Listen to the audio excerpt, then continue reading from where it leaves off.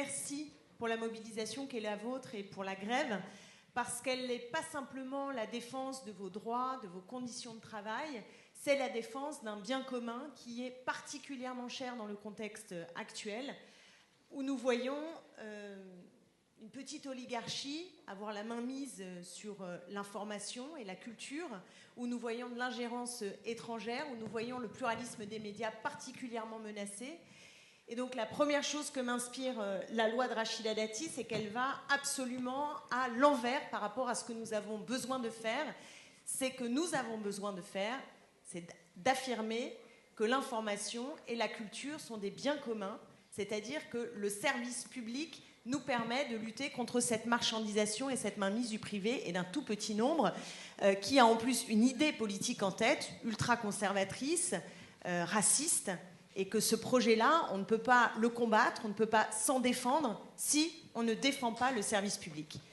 Ça, c'est la première chose. La deuxième, c'est que ce qui vous arrive, c'est ce qui arrive dans tous les services publics depuis les années 80. On commence par enlever des moyens, faire des économies, restructurer. L'hôpital connaît bien ça. Vous savez, les regroupements avec les GHT, c'est exactement la même logique que la proposition de holding qui vous est faite aujourd'hui.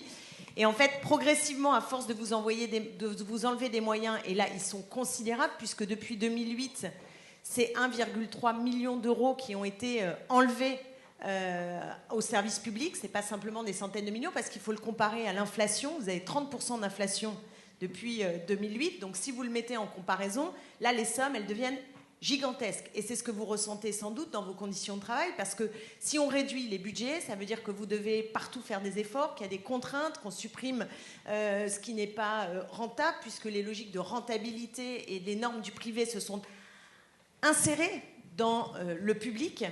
Et à partir de là, c'est la logique qui conduit ensuite à dire il faut privatiser. Donc on connaît bien cette mécanique-là, et c'est une mécanique dangereuse pour la démocratie, c'est une mécanique qui ne peut pas nous permettre de lutter contre la vague trumpiste qui nous arrive. Et donc c'est pourquoi il y a une forme de gravité dans le moment que l'on traverse et dans la lutte que vous menez. Et c'est pourquoi je souhaite la saluer. Et aussi, peut-être que ça a été dit, je ne suis pas arrivée au tout début. Enfin, ce qui est quand même impressionnant, c'est que dans ce contexte-là, malgré tout, 69% des Français considèrent que l'audiovisuel public fonctionne bien.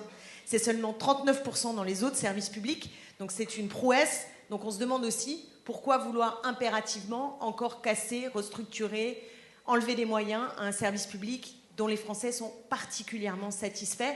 C'est de la casse organisée parce qu'ils n'ont qu'un seul objectif en tête, une espèce de fable néolibérale qu'on nous sert ad nauseam. Et là, ça continue, et c'est pourquoi merci de vous soulever. Et il faut impérativement que ce soit quelque chose de citoyen, parce que pour financer notre audiovisuel public, on ne va pas s'en sortir sans moyens.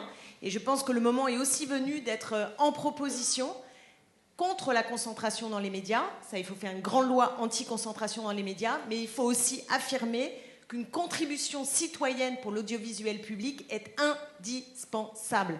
Parce que réhabiliter l'impôt, ça passe aussi par donner du sens à ce pourquoi on en donne. Et je pense que cette contribution citoyenne, elle est de nature à faire qu'on ait une meilleure offre d'audiovisuel public, mais aussi de redonner du sens à ce pourquoi on met de l'argent dans nos impôts. C'est pas pour payer les grands groupes économiques, et c'est pas pour faire en sorte que les hyper riches payent toujours moins d'impôts. C'est pour qu'on ait un bien commun qui soit chéri. Et dans le moment actuel, c'est fondamental.